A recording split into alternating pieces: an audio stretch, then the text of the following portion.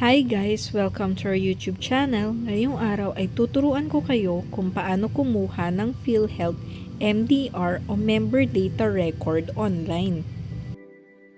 Pumunta lamang sa PhilHealth official site. Ito ay philhealth.gov.ph. Next, i-click nyo yung online services.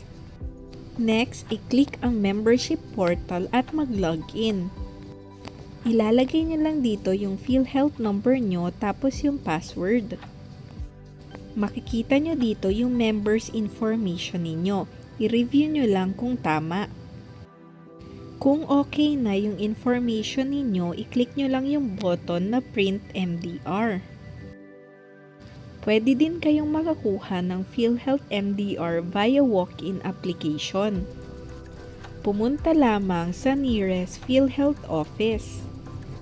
Kumuha ng PhilHealth request form at i-fill up nyo ito. I-check nyo lang yung member data record box. Tapos, isasubmit nyo na yung form sa PhilHealth office kasama ng valid ID ninyo. Antayin nyo lang na ma-print ito in just a few minutes. Kung isa ka namang OFW at nasa abroad ka, pwede ka mag-request ng copy ng MDR mo.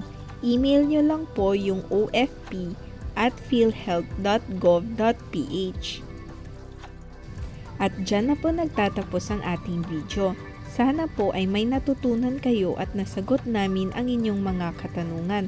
Please like and subscribe to our channel. Maraming salamat po!